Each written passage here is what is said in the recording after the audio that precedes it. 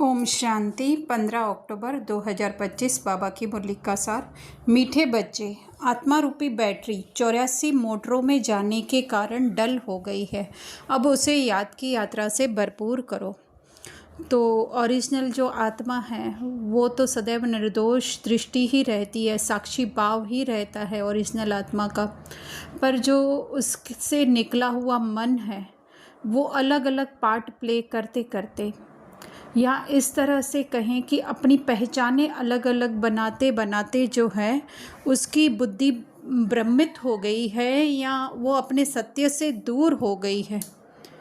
तो डल हो गई अर्थात उसको विस्मृति हो गई है। बिल्कुल तो विस्मृति नहीं हुई है, लेकिन इस तरह से कहें कि 95% या 90% जो है वो स्वयं की असली पहचान भूली हुई है, जिसको ही बाबा ने कहा डल। जैसे कोई अगर कहीं पे ब्लू कलर लगा हुआ है तो वो फेड होते होते होते थोड़ा सा जो है उसका हिस्सा रह जाता है। हम पुरानी इमारतों को देखेंगे तो जस्ट हमें ख्याल आएगा कि इसके ऊपर ब्लू, येलो, रेड कौन सा कलर किया हुआ था। तो इसी तरह से आत्मा की स्मृति है मन को, लेकिन बहुत ही ज़्यादा धुंधली पड़ गई है। तो बाबा कह रहे हैं याद की यात्रा से, है ना, क्योंकि वो स्थूल चीज़ है। स्थूल चीज़ में क्या करेंगे, ब्लू कलर के ऊपर ब्लू कलर लगा दिया तो वो पक्का हो जाएगा। लेकिन यहाँ पे बात है सूक्ष्म से भी ज़्यादा, उससे भी ज़्यादा दूर जाने की। तो फिर उसको बार बार स्मृति दिलानी है कि तुम ओरिजिनल ये हो, जो कि किसी से भी अपनी पहचान नहीं बनाती, या जिसके अंदर कुछ अच्छा बुरा जजमेंट करने का नहीं होता, कोई बड़ा छोटा नहीं होता, कोई अंदर बाहर दिन रात ऊपर नीचे सुबह शाम कुछ भी नहीं होता, XYZ कुछ भी। तुम वो हो। उसके बाद जो है वो ओरिजिनल आत्मा के गुण जो है मन में भरते जाते हैं, क्योंकि स्मृति ही है ये, कि स्मृति से ही सब कुछ होगा। तो स्मृति आते आते आते ओरिजिनलिटी पर वो मन पहुंच जाता है, जो कि एक शक्तिशाली मन बन जाता है। वो एक्चुअली में फिर आत्मा और मन में कोई फ़र्क नहीं रह जाता है। तो उस स्थिति को पहुंचना है तो उसके लिए बार बार उसकी स्मृति दिलानी है। प्रश्न पूछ रहे हैं बाबा किन बच्चों को बहुत बहुत भाग्यशाली समझते हैं, है ना। तो भाग्यशाली समझते हैं, तो ये सब भाग्यशाली दुर्भाग्य ये सब जो है स्थूल जगत की बातें हैं। लेकिन बाबा के कहने का भाव है कि कौन अपनी उन्नति कर सकता है। एक्चुअली में होता सब कुछ ड्रामानुसार है, लेकिन फिर भी कहीं ना कहीं हम फिर से माया में भ्रमित न हो जाए, तो उसके लिए बाबा हमें इस तरह से शब्दों का उपयोग करता है। तो बाबा कह रहे हैं जिसके पास कोई झंझट नहीं है, जो निर्बंधन है, ऐसे बच्चों को बाबा कहते तुम बहुत बहुत भाग्यशाली हो। तुम याद में रहकर अपनी बैटरी फुल चार्ज कर सकते हो।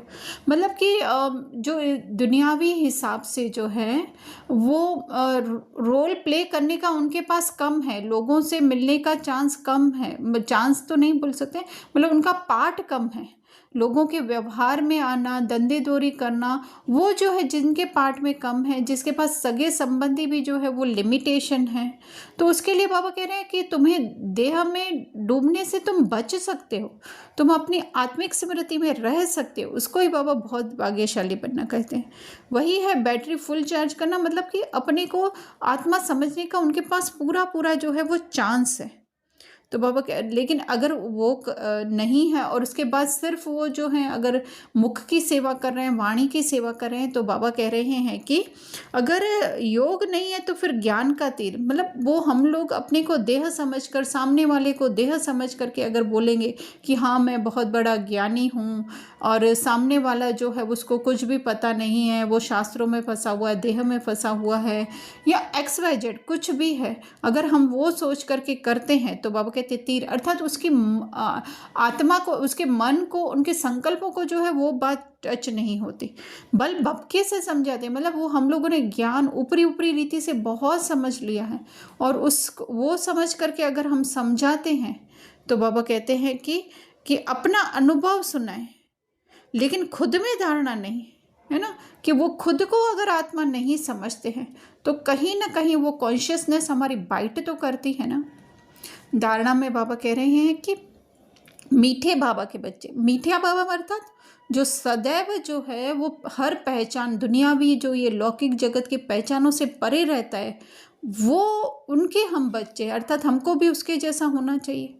तो बाबा कह रहे हैं मीठे बहन भाई, मतलब आत्मिक दृष्टि ऐसे नहीं मैं आत्मा वो आत्मा नहीं, एक संकल्प आत्मा, एक कॉन्शियसनेस आत्मा कि कोई फर्क नहीं है। जैसे मिरर में देखें तो अपना ही प्रतिबिंब दिखाई देता है, तो मैं कहूँगी कि मैं अलग वो अलग नहीं। इसी तरह से हम सब भी जो है संकल्प हैं, सिर्फ हमारी एक्टिविटी अलग अलग है, किसी की बाई की है किसी की बहन की।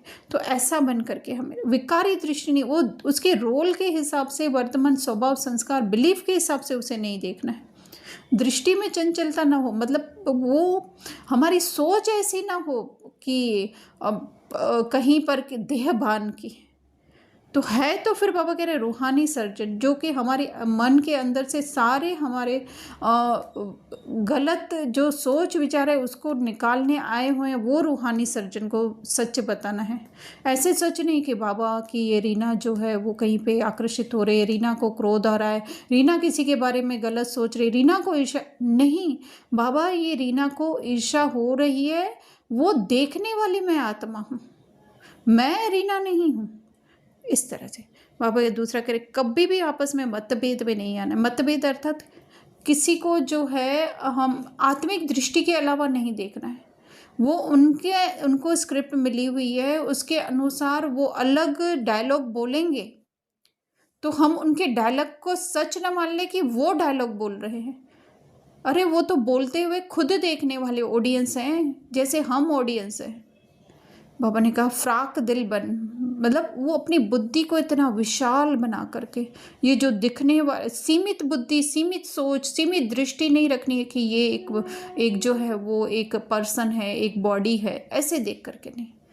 तन मन धन से, बहुत सुंदर बाबा कह रहे हैं, बहुत बहुत नम्रता से सेवा करनी है अपने तन मन धन से, अर्थात ये रीना के तन मन धन से नहीं। जो रीना को इस ड्रामा में इस रोल प्ले करने के लिए जो भी मिला हुआ है, शाहरुख खान को अगर 1 करोड़ मिला हुआ है कि उसको जो है वो 10 लोगों को देने का है राज बन करके, तो इसमें शाहरुख खान का क्या है, डायरेक्टर ने दिया राज को, राज ने 10 गरीब लोगों को दिया, तो इसमें क्या वो शाहरुख खान को अभिमान आएगा मैंने जो है 1 करोड़, मैंने 10 करोड़ दिए? नहीं, ये सोचना ही नम्रता है। तो ऐसे करके, ऐसे सेवा करके, मतलब ऐसे आत्मिक दृष्टि में रह करके जो है वो हम बाबा का परिचय दे सकते हैं। अर्थात बाबा कैसे हैं हमारे, कुछ भी जो है उनको स्थूल नहीं बासता है, कोई भी सॉलिड चीज़ उनको नहीं लगती है, नहीं, ये सब वाइब्रेशन का खेल है। जो कुछ भी हो रहा है वो वाइब्रेशन से हो रहा है। वो स्थूल हमको धन दिखाई दे रहा है, गोल्ड दिखाई दे रहा है, मकान दिखाई दे रहा है, गाड़ी, वो सब वाइब्रेशन की जो है एक फिजिकल वो हमको मैनिफेस्टेशन की तरह दिख रहा है। ये सब बाबा की तरह देखना है हमें, तो यही बाबा का परिचय देना है। फिर वरदान में आगे बाबा कह रहे हैं हर कर्म चरित्र के रूप में गायन योग्य बनाने वाले महान आत्मा बाबा। तो चरित्र के रूप में हमारे कर्म कब हो सकते हैं कि जब तक हम अपने आप को कर्ता समझते हैं तो फिर एक लिमिटेशन आ जाती है। अपने आप को हम एक दायरे में बांध लेते हैं, एक कमरे में बंद कर लेते हैं, तो फिर जो बाबा की हमें टचिंग मिलनी चाहिए वो नहीं मिल पाती, या अपने आप को हम बाबा के साथ नहीं जोड़ सकते हैं। तो कर्मों को, जो स्थूल कर्म कर रहे हैं उसको भी यादगार बनाने वाले या फिर गायन योग्य बनाने के लिए जो है हमें उनके साथ कनेक्ट, बाबा के साथ कनेक्ट होना पड़ेगा। और बाबा के साथ कनेक्ट होने के लिए जो है ये जो हम लोगों ने अपने आसपास बहुत सारी दीवारें बना करके रखी हैं, है ना, कोई स्थूल दीवारें नहीं बात कर रहे हैं हम, लेकिन जो सूक्ष्म या बिलीफ की दीवारें हम लोगों ने बना के रखी हैं कि मैं एक गृहिणी हूँ तो मुझे ये काम करने का है, मैं अगर माँ हूँ तो मुझे अपने बच्चे के लिए नाश्ता बनाना है, या फिर मैं एक इतने तक कि मैं एक सेवादारी हूँ, अगर ये भी है सोच करके कि मुझे सेवा करनी है, तो फिर जो है वो हम एक दायरे में बंध जाते हैं। तो उसके लिए बाबा कह रहे हैं कि महान आत्मा का जो है ना हर संकल्प, हर कर्म महान होता है। महान मतलब ऊंचा, तो ऊंची स्थिति में रह करके जब हम स्थूल रीति से भी कार्य करेंगे तो वो क्या हो जाएगा, महान हो जाएगा। साधारण या संकल्प साधारण या व्यर्थ ना हो, अर्थात देहिक ना हो हमारा, है ना। होगा, ऐसे नहीं कि संकल्प नहीं आएंगे, जो हमें रोल मिला हुआ है आएंगे, लेकिन वो आते हुए भी जो है हमें ये पूरा पूरा ध्यान रहे कि ये मैं नहीं हूँ, ये मेरी सच्चाई नहीं है, ये जस्ट माया का इल्यूशन। ऐसे नहीं काम छोड़ करके बैठ जाना है, करते हुए भी जो है उसकी आकर्षण से परे, उसके प्रभाव से जो है हमें परे रहने का है। तो बाबा कह रहे हैं कर्मेंद्रियों द्वारा जो भी कर्म होगा वो कैसा होगा, अर्थ सहित होगा। समय भी महान कार्य में है ना, कर रहे हैं घर के बर्तन, बना रहे हैं भोजन, लेकिन कैसे महान हो जाएगा कि ये करने वाली मैं नहीं हूँ, मैं तो वो अजर अमर, जस्ट वो प्रकाश डालने वाली एक है ना, वो लाइट फेंकने वाली जो है वो कॉन्शियसनेस में, उसकी स्मृति में होंगे तो हमारे चरित्र जो है वो गायन। फिर जो है भले ना हमें कि है ना झाड़ू लगाने का काम मिले, है ना, तो भी क्या लगेगा अगर ना करीना कपूर को झाड़ू लगाने का रोल मिले, है ना, मुख से दिखाई दे रहा है वो बहुत दुखी है, लेकिन अंदर क्या है कि उसकी फिल्म हिट होने वाली है, वो तो करीना है, रियलिटी थोड़ी है। तो फिर जो है हमारा क्या हो जाएगा, हर्षित मुख, आकर्षण मूर्त, कि वो हमारी स्थिति औरों को भी आकर्षित करेगी। अव्यक्त वतन की होगी, इस वतन की नहीं होगी, व्यक्त भावों की नहीं होगी, है ना। फिर स्लोगन में बाबा कह रहे हैं मान की इच्छा छोड़, स्वमान में टिक जाओ तो मान परछाई के समान पीछे आएगा। तो ये सब मान शान नाम ये सब कहाँ के हैं, किसको पहचानते हैं, है ना।